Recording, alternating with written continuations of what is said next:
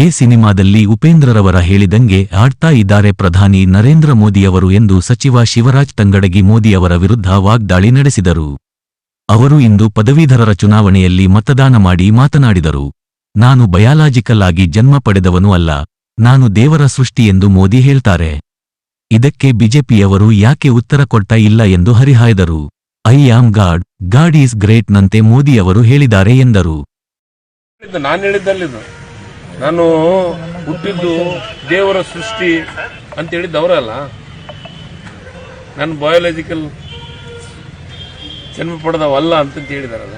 ಇದಕ್ಕೇನು ಹೇಳ್ತಾರ ಬಿಜೆಪಿ ಯಾರು ಮಾತಾಡ್ತಾ ಇಲ್ಲಲ್ಲ ಅದ್ರ ಬಗ್ಗೆ. ಗಾಡ್ ಏನಾರ ಶಾಪ ಕೊಡ್ತಾನಂತಲ್ಲ.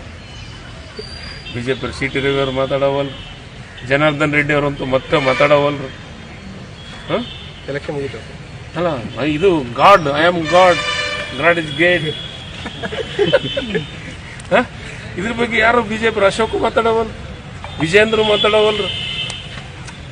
ಕೆಲವೊಂದಿಷ್ಟು ಸತ್ಯ ಈಗ ಜನರಿಗೆ ಹೇಳೋಣ. ಈಗೆಲ್ಲ ನಾವೆಲ್ಲ ಹುಟ್ಟಿದ್ದು ಯಾವ ಪ್ರಕ್ರಿಯೆಯಿಂದ? ಬಯಾಲಜಿಕಲ್ ಇದರಿಂದಲ್ಲ, ತಾಯಿ ಗರ್ಭದಿಂದ ನಾವೆಲ್ಲ ಹುಟ್ಟಿದ್ದೀವಿ. ದೇವ್ರು ಸೃಷ್ಟಿ ಮಾಡ್ಯಾನಂತ ನಾನು ಅನ್ನಕ್ಕಾಗತ್ತ, ನೀವು ಅನ್ನಕ್ಕಾಗತ್ತ, ಮಾಧ್ಯಮದವ್ರು ಅನ್ನಕ್ಕಾಗತ್ತ? ಏನ್ರಿ ಇನ್ನು ಎಲ್ಲೇದೀವಿ ನಾವು? ಇನ್ನ 5 ವರ್ಷ ಹೋದ್ರೆ ಹಿಂದೆ ಹೋಗ್ತೀವನ ಅಂತ ಅನ್ಸಕತ್ತೈತಿ ನನಗೆ. ಈ ದೇಶದ ಇನ್ನ 5 ವರ್ಷ ಈ ದೇಶದ ಪ್ರಧಾನಮಂತ್ರಿಗಳಾದ್ರೆ ನಾವು ಹಿಂದೆ ಹೋಗ್ತೀವೇನೋ ಅನ್ಸುತ್ತ.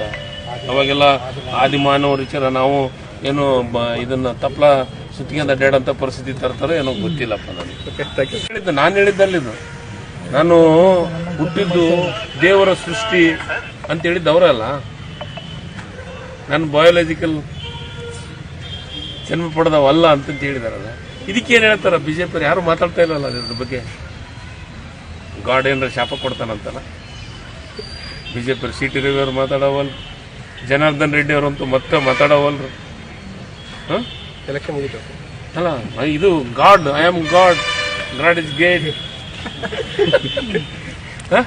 ಇದ್ರ ಬಗ್ಗೆ ಯಾರು ಬಿಜೆಪಿ ಅಶೋಕ್ ಮಾತಾಡವಲ್, ವಿಜೇಂದ್ರ ಮಾತಾಡವಲ್ರು.